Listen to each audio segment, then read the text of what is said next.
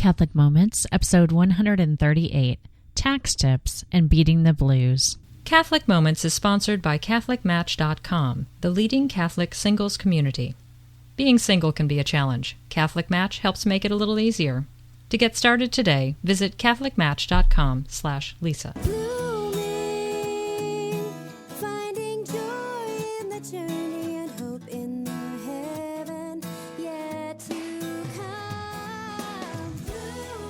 Hello and welcome to Catholic Moments.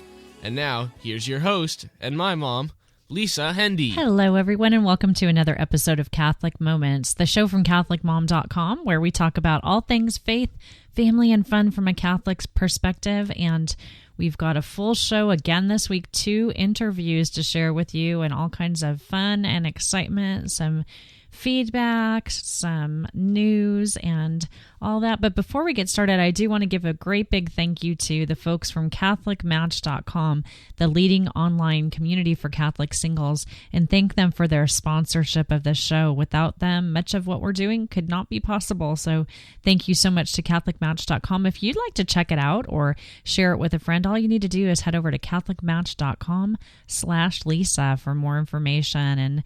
And during this time of the year, when we're heading towards spring and people are thinking about relationships and things like that, it's a great place to visit. So thanks again to CatholicMatch.com.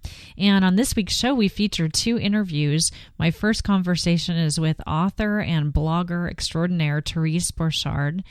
And Therese is the author of a great book entitled Beyond Blues, Surviving Depression and Anxiety and Making the Most of Bad Genes. And it couples very nicely with our second interview, which is with Lesley Johnson from JFSmoney.com and Johnson Financial Services, who's here to share with us some tips leading into tax season, some things that we can be doing to save money around our house. And so those are the interviews that we have today, and I'm happy to share those with you. What we're going to do this week, because we've got so much content, is just go straight through. So we're going to hear first up from Deacon Tom with an always inspiring message. We'll hear next from Lisa Mladnick, our amazing catechist, with her tip from this week. The beloved Avery is coming up after that, then my interviews, and then you'll be hearing from Sarah Reinhardt with this week's Merry Moment. And so let's jump right into this week's show with some good news and some blessings from Deacon Tom Fox. Well, hello, you Catholics with dirty foreheads. Welcome to Lent. Some weeks ago on our Catholic Vitamins podcast, we had the delightful experience of interviewing Sister Mary Kathleen Klavich, a Notre Dame sister from Toledo. She is a prolific author of more than 50 books. Our show and interview was on the topic of the Psalms, and I'm using Sister Kathleen's book, The Catholic Companion to the Psalms, as my own reading and meditation book for the first quarter of 2010. In reading Sister's book on the Psalms, I found that there are 7 penitential psalms, and starting with Ash Wednesday, we have 7 weeks of Lent. Coincidence, maybe? Maybe the penitential psalms might be company for us as we spend time in the Lenten desert, seeking to improve and heal our relationship with God and man. When you read some of those penitential psalms, you might say to yourself, gosh, they were written as if they were so sinful back then. Now consider the thoughts of John Paul II. He said, one of the great tragedies of modernity is the loss of awareness of sin in our lives. Now perhaps you are a really good person with no feeling of sin. If so, you might consider listening to Father Larry Richards' CD on the Sacrament of Confession. It's not a guilt trip, but when Father Larry leads you through an examination of conscience, one quickly comes to the realization that most of us will find occasions of sin in most every commandment. But there is good news. A thorough house cleaning in the confessional during Lent will bring resurrection joy at Easter. Another thing I found in the Catholic Companion to the Psalms book is an interesting find about joy and thanks. The Hebrews had no separate word for or concept of thanks. One word expressed praise and thanks to convey this sentiment. The Israelites pronounced a blessing. And I had to smile about learning this because I bless God and others all the time. I have the word blessings on my business cards. I have the word blessings on a cross hanging from the rearview mirror in my car. And our daughter gave me a small attractive wall plaque with the word blessings on it. And most of those who know me know that this word blessings has stuck with me for years. Dear Lisa Hendy, I praise your good works in the field of Catholic evangelization, and I thank God for your friendship. So to Lisa and any listening to this podcast, I say, blessings. This is Deacon Tom. Hi, I'm Lisa Mladnick, and it's time for another Amazing Minute from AmazingCatechist.com. Archbishop Fulton Sheen always prayed before he entered a room to teach. He would say, "Lord, send me Pentecostal fire."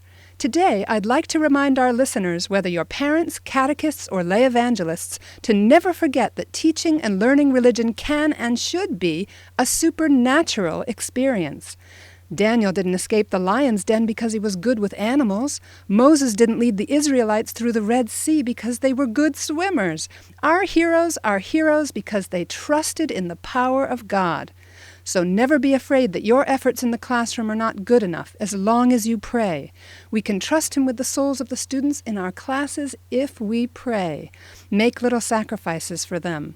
Get to Mass. Get to confession. Get cleaned up and supercharged. And when you walk into the classroom, ask the Holy Spirit to fill that room with His love, to show Himself to your students, to light you up and send you Pentecostal fire. Then watch out.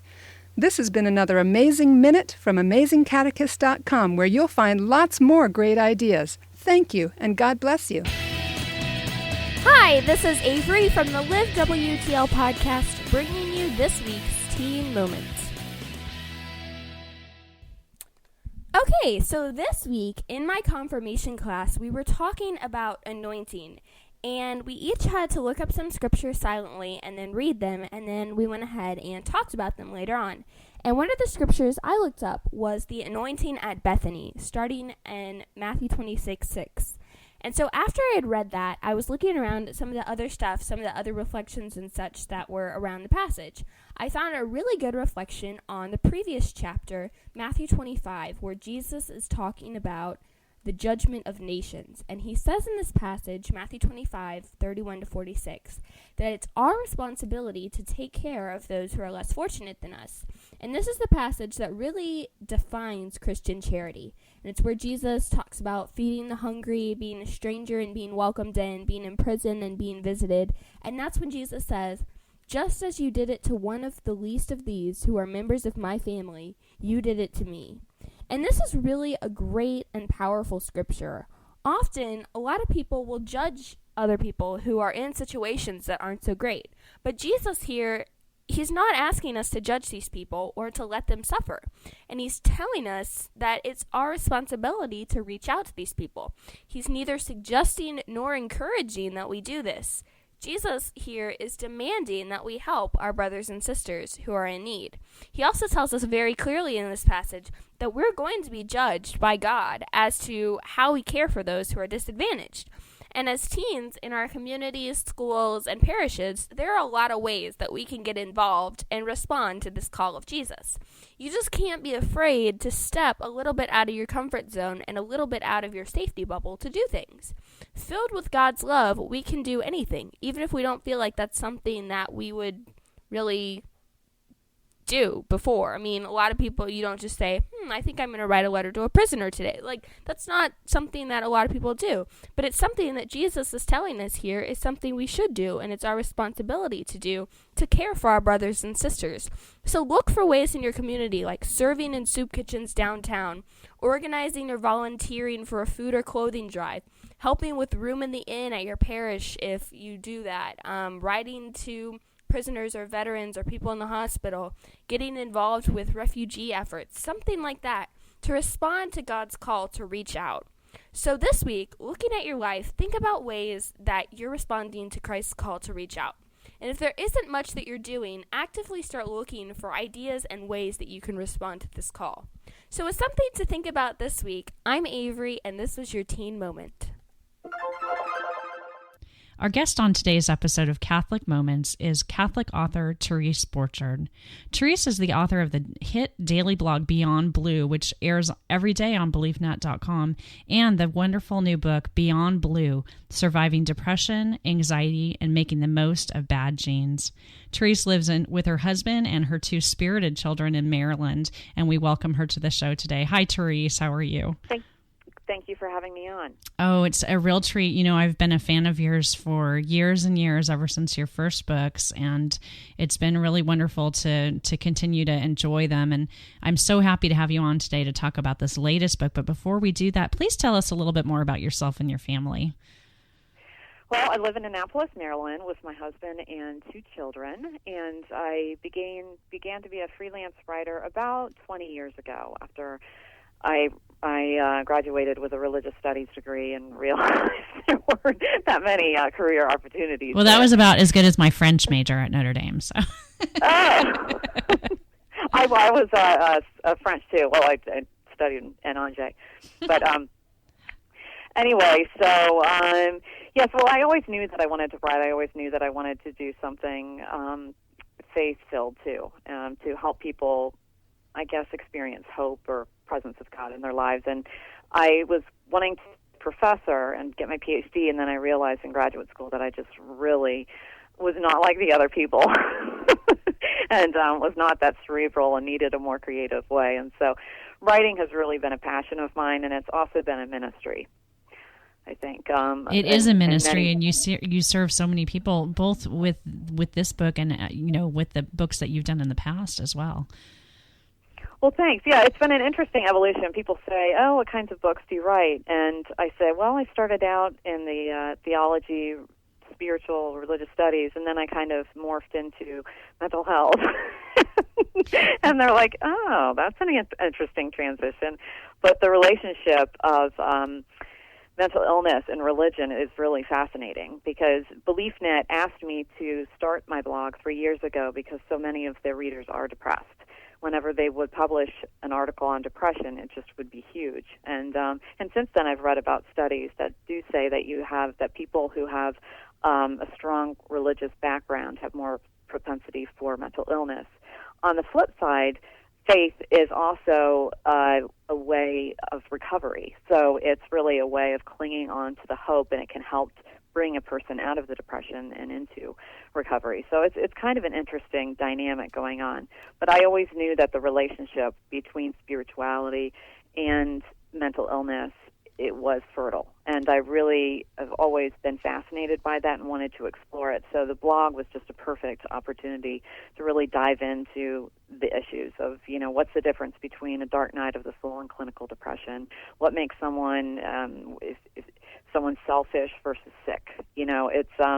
There's just a host of different topics that I could explore that it's really been fun. And then to have the book, have an opportunity to flesh them out in longer than 750 words.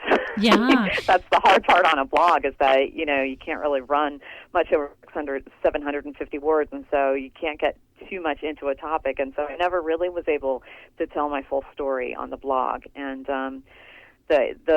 the story of how the book came about was really interesting too. Yeah, I do want to ask about that. I want our listeners to know right off the bat that we're going to mention Therese's blog numerous times during the show, and it's called Beyond Blue, the same, not surprisingly, title of the book, and it's over on BeliefNet.com, and everywhere where you listen to the show in our show notes, we'll have links to that information so you can get a hold of the blog. So tell us about how the blog sort of morphed into the book, and kind of give an outline, Reader's Digest version of the book for those who haven't had a chance to see it yet. Well, 3 years ago I started the blog, and a few months later it just really took off. And I think that it wasn't so much me as the, again, fertile combination of spirituality and mental health. Not that many people talk about it, and not that many people talk about it from kind of a humorous perspective too. I mean, when you think about depression and anxiety, no one really thinks that's laughing material, but I really think it's important to address it from a humorous kind of point of view, because, it's as the saying goes, if you don't laugh, you're going to go insane, and so if you're already insane, you better learn how to laugh. So I think BeliefNet and I were both surprised that it took off off the bat, and so I have published more, religious books in the past, and so my agent and I put together a proposal, and she shopped it around, and there was some interest, but the feedback that I'll never forget her phone call of trying to tell me this. She said, well, there's a lot of interest, but they want you to, how do I say this, sound more normal. You're telling somebody who's writing about mental illness to sound normal. And that found its way into the book somewhere. It was, at the time I was crying, and so I called my friend Michelle, who was actually my editor of I Love Being a Mom, but we had become really close friends after she lost her job at Doubleday, ironically, and we got really close because I was going through my depression then, and she had just been fired, and so we were just sort of there to comfort each other and became the best of friends. And so when I was ready to, make this into a book and told her in tears, they want me to sound more normal. I remember she goes, no, whatever you do, don't go normal. And then she said she was unemployed at the time, and she said, I'm going to find an editor position so that I can publish your story and keep your voice as it is. That's one of the things that really rings true to me, even though I haven't been able to speak with you personally. We've had a correspondence for years, and I do read much of what you write, and it is so accessible, this book. It's so non-clinical, and so, just your heart is right out there. Well, thanks. I really wanted it to be there because, it's part of a ministry. It's not just the craft of writing for me. It's just, I don't think that you can be real without putting your heart out there. And as difficult as it is, and it is difficult some days, believe me, it's really difficult. Especially when I don't get the feedback from the people that are closest to me, that, I just fear that rejection, and I know that it's always when you put yourself out there like that, that's you're always sort of risking rejection. But I knew that I needed to be real, and I didn't want to clean it up to go with another publisher, just to be another trade book. I knew I needed it to stay real and organic, and Michelle got that. She that's why we're best of friends, is that we laugh at each other. And So today is the pub date, and it just really feels like a feat, because I just remember so well, 4 years ago when I thought that I would never ever take a pen to hand again or do anything that would be productive or creative. I couldn't do anything but cry.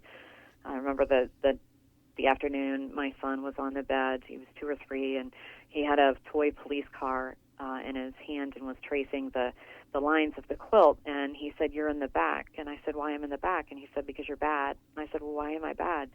And he said, "Because you cry so much."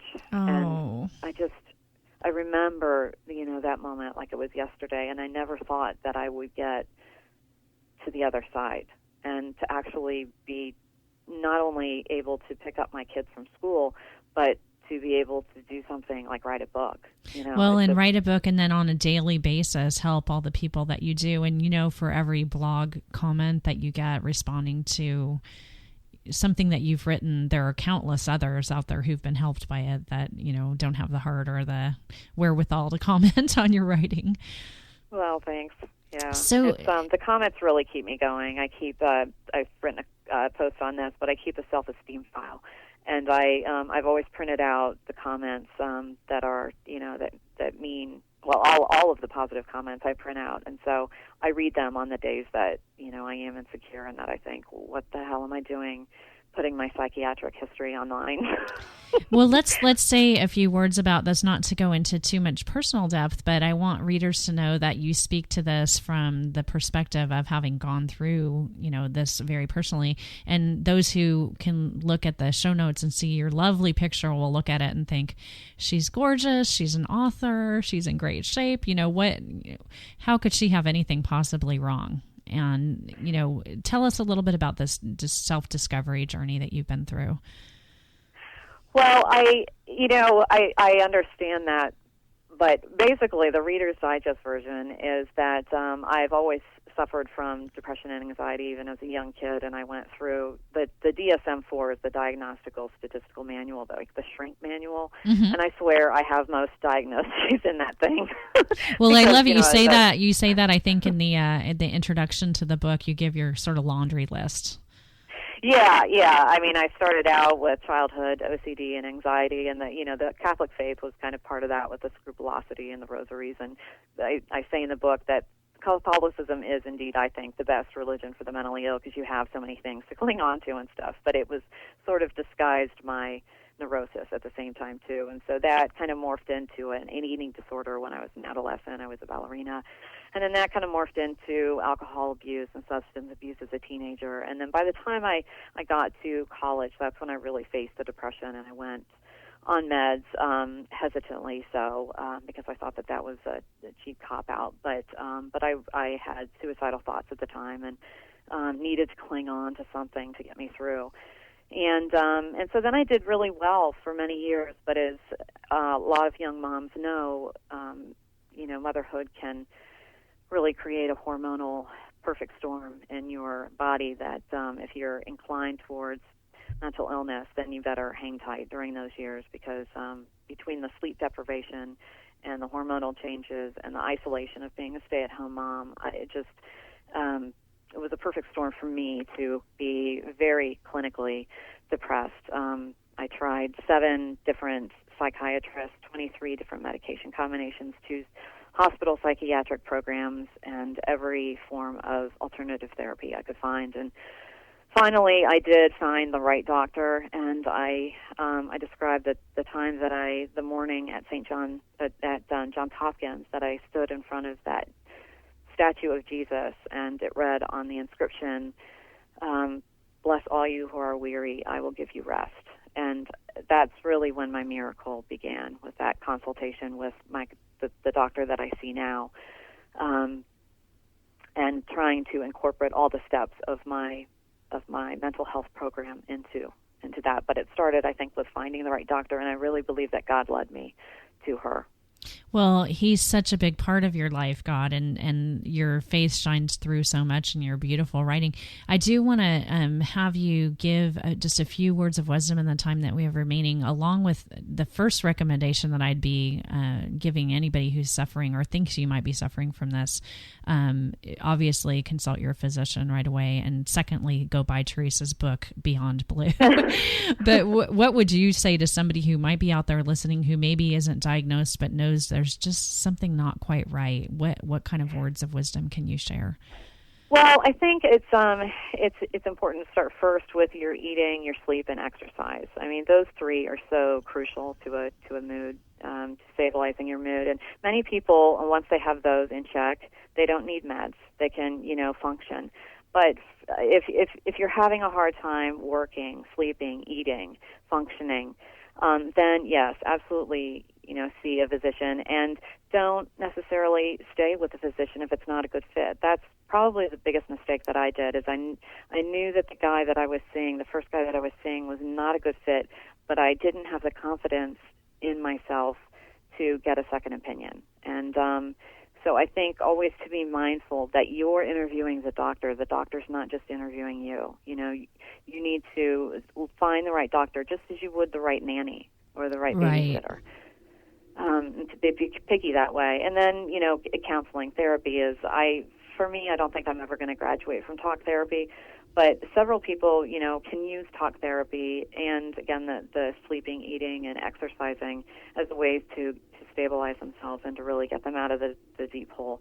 But if you're, experiencing any suicidal thoughts or, I wish I were dead thoughts, to contact the physician. And your physician, your general physician, should know of a few good psychiatrists. Another one quick tip is to go with a teaching hospital. If you are experiencing severe symptoms like I am, knowing now what I know, I should have gone to Johns Hopkins or a teaching hospital first off, because they have the best research and probably the most nuanced views and can probably tease your diagnosis out better than anyone else can. Some of the local psychiatrists can be kind of lazy. Well, and, not just to automatically throw the recommended drug at every little thing that comes along. So. Right, yeah. Well, Therese, gosh, I would love to have more time with you, but I do want to point our listeners over to your wonderful blog at beliefnet.com, which is Beyond Blue, where you're going to find just an amazing support group that's built up around Therese's writing. And whether you're somebody who struggles with this yourself, or you have somebody in your life, I think most of us can look around us and see people who do sometimes struggle with these issues. It's just a great resource. And the book, again, is Beyond Blue, and we'll have links everywhere where you listen to the show for you to go over and buy this book. And I think it's going to make a real change in a lot of people's lives, and I want to congratulate you on it. Are there any closing thoughts that you'd like to share before we let you get back on this busy launch day to what you've got going on in your life? No, just to hang on to hope. I think if the book is about anything, it's just about hope. I want people to have a lifeline of hope, because that's the difference between death and life. Well, thanks so much for all the work that you do, Therese Borchard. And again, you can find her over at Beyond Blue on BeliefNet.com. Thanks, Therese. Thanks, Lisa. As a Special Olympics Illinois athlete and global messenger, I share my Special Olympics message to show how everyone should respect those with an intellectual disability. Special Chronicles is a podcast where we talk about respecting those with intellectual disabilities and my Special Olympics message. You can check out my podcast at specialchronicles.tk to listen online or subscribe for free. And when it's done, you'll see. So come on. Joining us for today's episode of Catholic Moments is Lesley Johnson of Johnson Financial Services.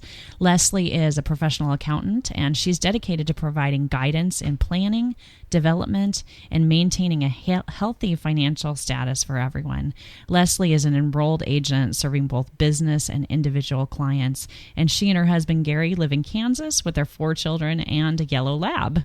How are you today, Lesley? Doing great. Thank you, Lisa.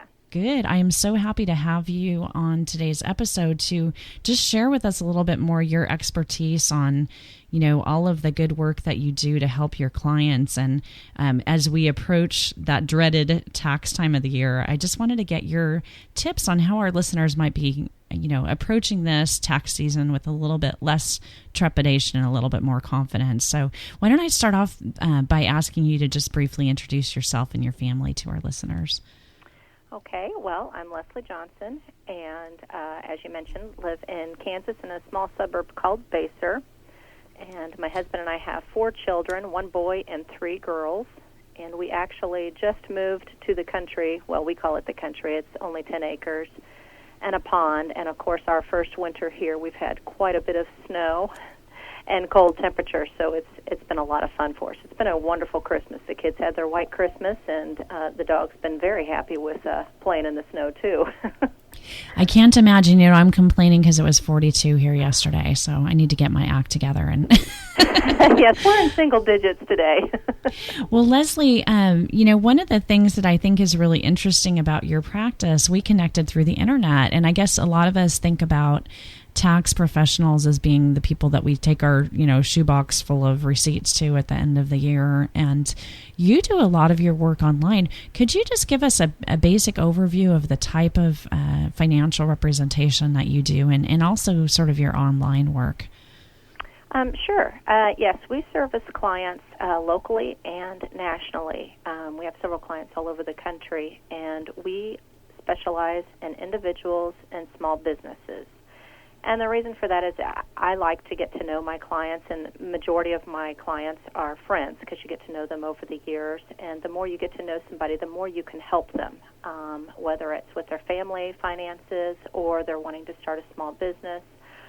So we do a variety of stuff, including taxes and accounting and bookkeeping for the small businesses. But we also try and help our clients do some planning. For example, at tax time, we try to take some time after we do their return to try and sit down with the client and discuss things to help them plan for the next year. so that we're not just recapping the history, but kind of going over the history and helping them think ahead for what life will predict for them for the future, and try and help them estimate, if they're looking at retirement or if they're expanding their family. A lot of life-changing events obviously change your financial picture too. So the work that you've done with writing and with connecting people across the internet, are you able to actually help clients from afar? Yes. We do physical coaching over the phone, through email. We do a lot of support. Small businesses, technology is a wonderful thing. I can log into a small business's computer and help them with their books. If they need QuickBooks support, I can dial in and look and actually talk on the phone and look at their screen as they're looking at it and kind of do a little technical support, as well as just having them transfer their information over to us, and we can compile it and put out a nice financial picture for them and go over their finances to help them plan. Well, it sounds like you and I need to have a talk when we're not doing the interview. And I do want to point our listeners to jfsmoney.com, which is Lesley's website, and just let you know that you can also follow her on Twitter and Facebook, and she's got all her contact information. We'll have that linked up in the show notes. But Lesley, you're here to kind of generously lead us through some tips leading up to tax season, and I'm going to let you kind of walk us through some of your recommendations for making this a more sane tax year. Sure. Well, thank you.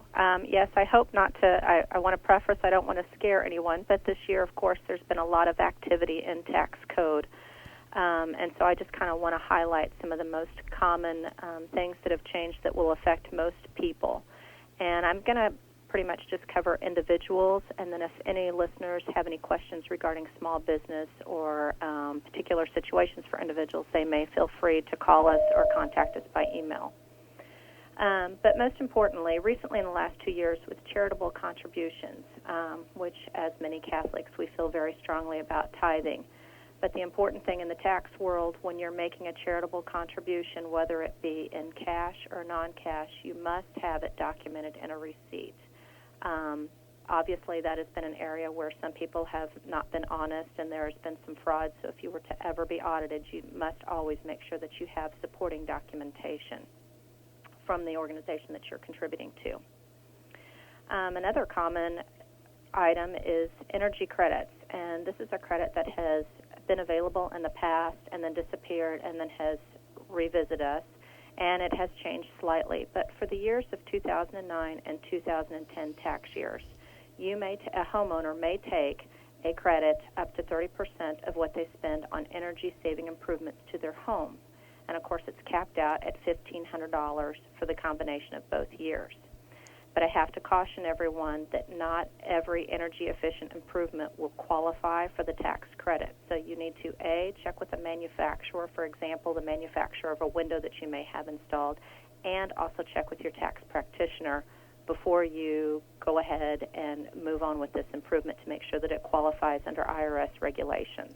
Can I ask you, Lesley, my husband and I put in solar panels this year at our house. Is that a separate category, or does that fall underneath this one?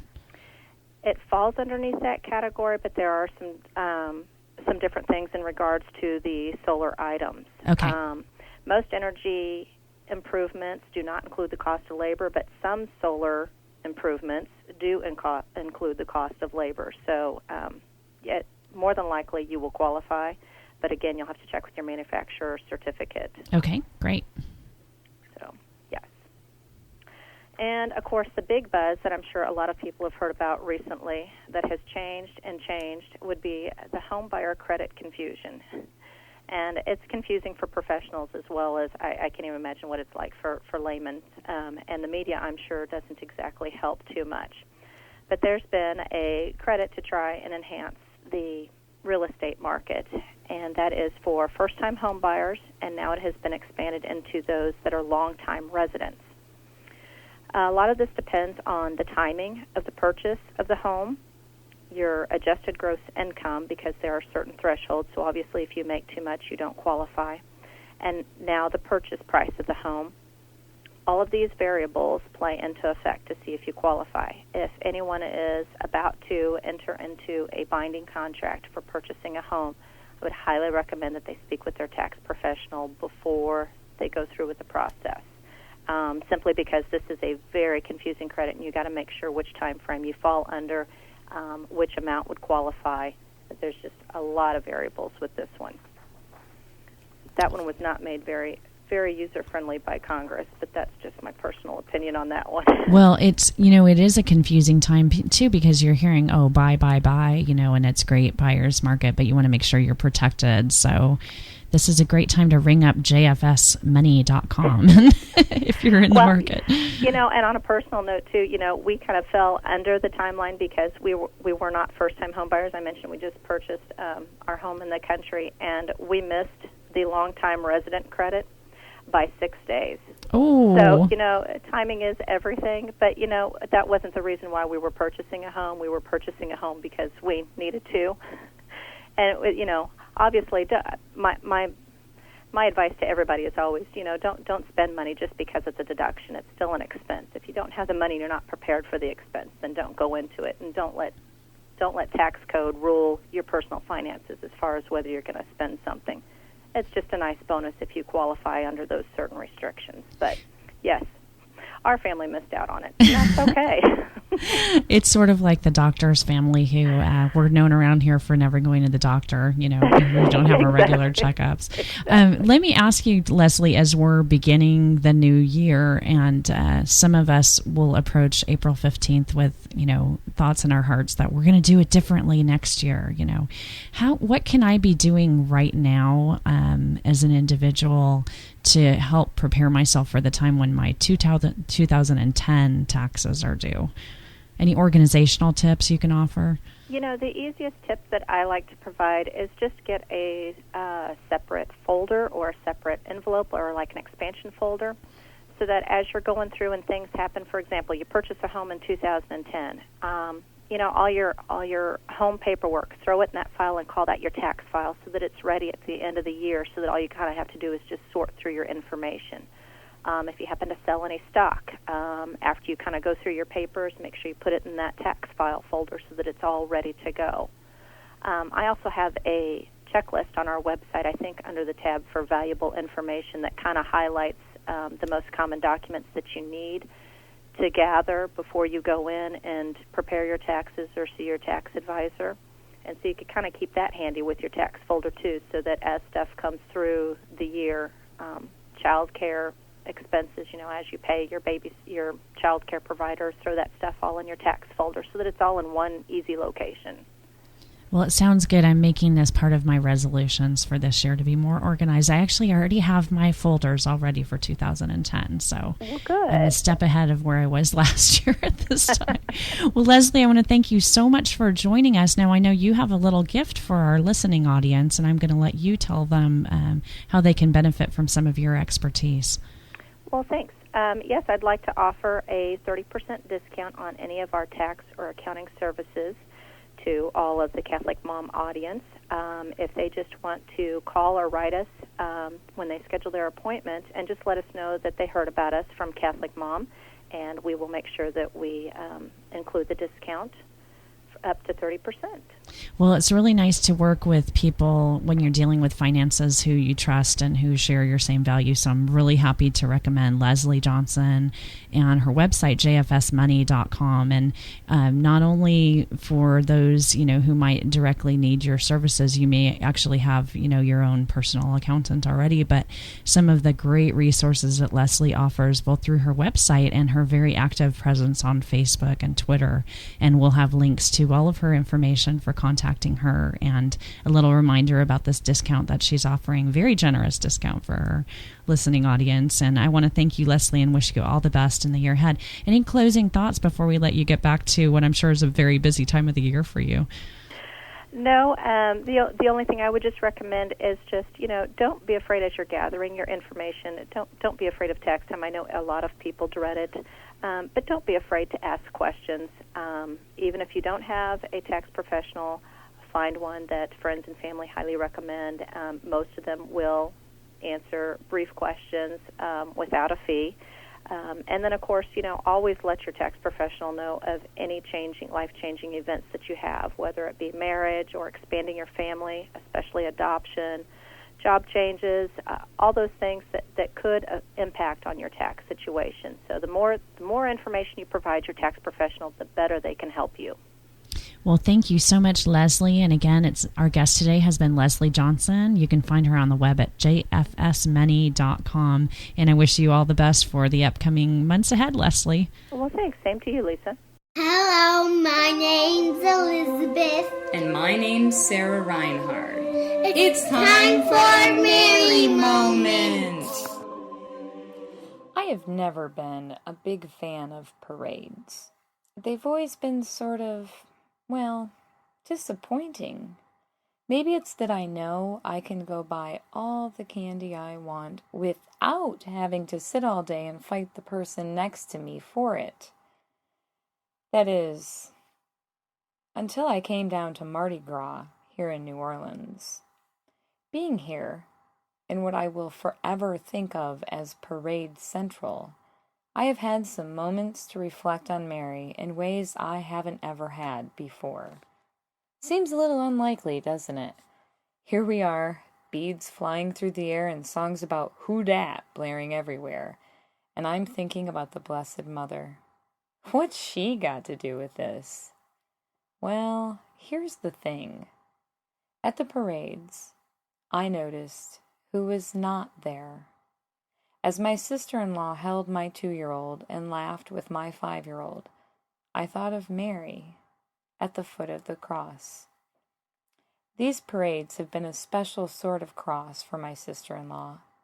The Mardi Gras celebrations were their family's thing.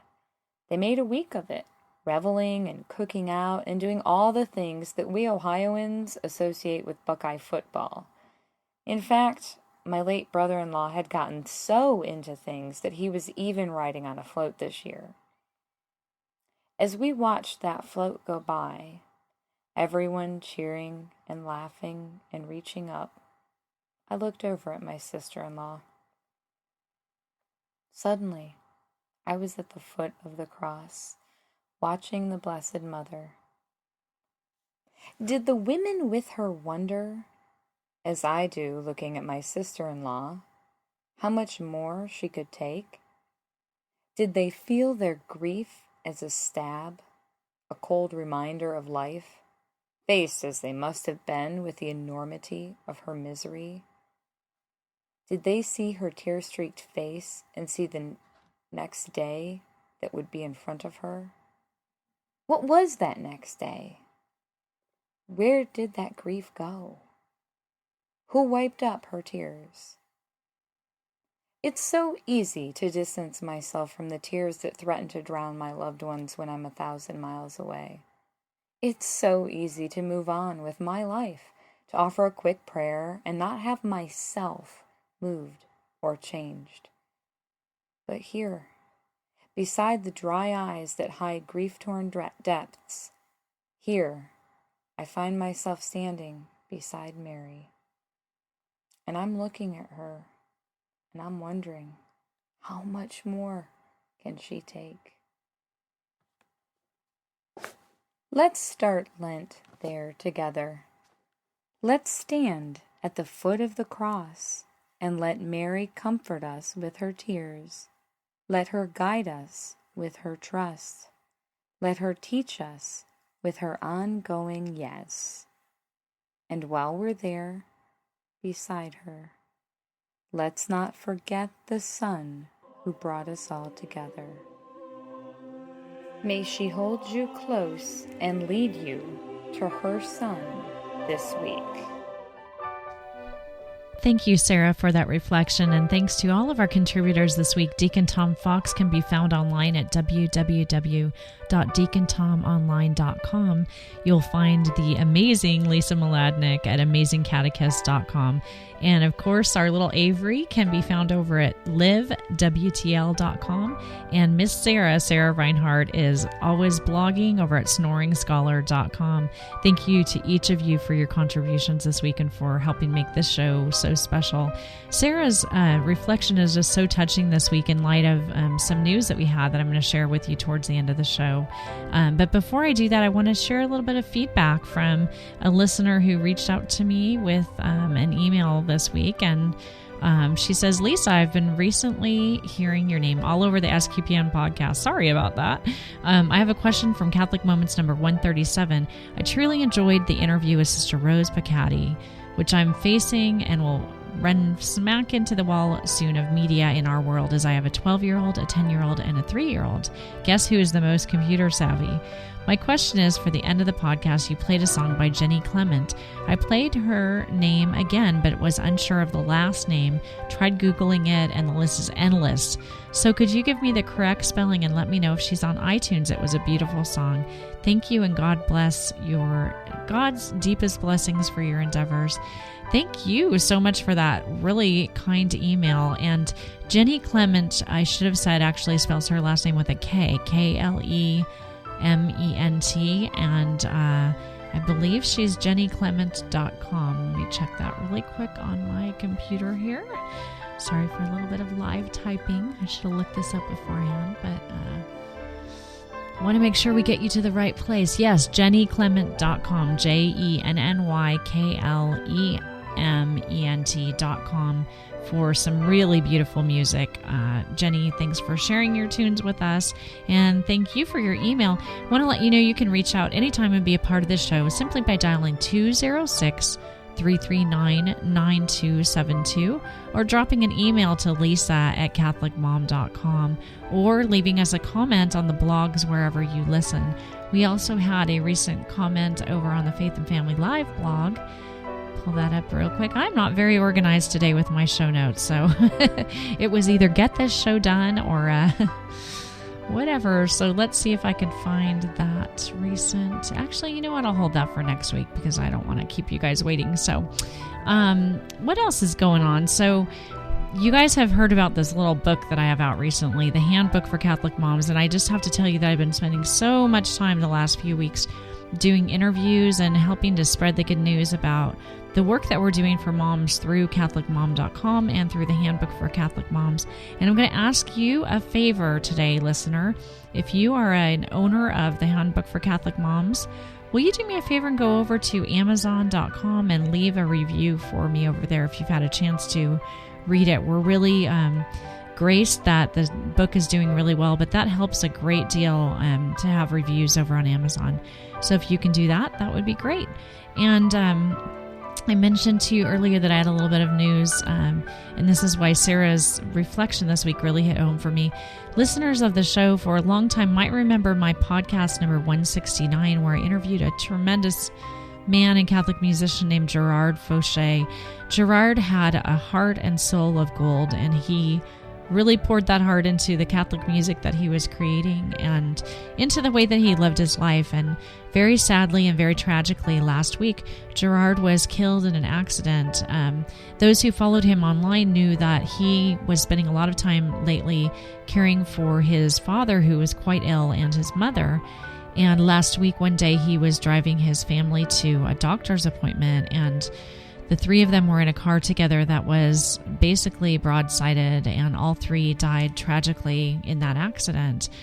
So this week, as we close out the podcast, I'm going to play one of Gerard's songs. I'm going to try to get through this without crying. I've been crying over this enough, and I know Gerard is blessed to be, I'm sure he's in heaven. He was such a great guy, but I want to share his music with you, and I want to tell you to go over and visit Gerard's website at gfsongs.com. We'll have a link in the show notes for you to re-explore his music. His family is mourning his loss. What a thing to lose a husband and a father and grandparents all in one. And so our heart and prayers go out to the Fauché family for their tremendous loss this week. And I want to thank Gerard in heaven for the gift that his music has been in my life. So let's close out this week's podcast with this beautiful song by Gerard Fauché, When He Calls. And please join me in praying for the repose of his soul and his parents' souls and for the entire Fauché family. And until next week, I wish you and yours all the best. Have a wonderful weekend, and we'll see you very soon. God bless everyone. Bye-bye.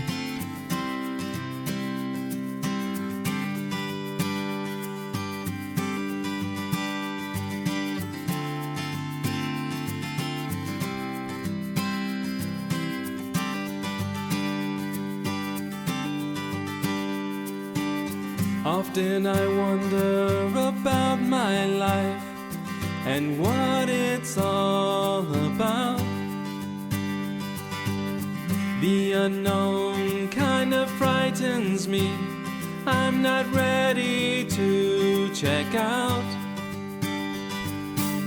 But He's promised us a better place. He's gone before to prepare. So when my time has come, I'll be ready to meet Him there. When He calls, I'll be ready, ready to go with Him. When He calls, I'll be ready, ready to go with Him. Some talk of mansions and streets of gold and of the crystal sea. As for me, I long to behold my friends and family. When He calls, I'll be ready, ready to go with Him. When He calls, I'll be ready, ready to go with Him. 'Cause this world is not my home. No, this world is not my home. Jesus' cross on Calvary, that's my reason to sing. Oh grave, where is your victory? Oh death, where is your sting? When He calls, I'll be ready, ready to go with Him. When He calls, I'll be ready, ready to go with Him. When He calls, I'll be ready, ready to go with Him. When He calls, I'll be ready, ready to go with Him. 'Cause this world is not my home.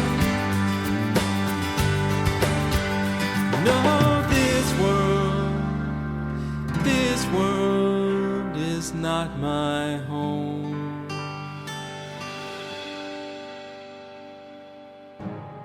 SQPN, leading the way in Catholic new media.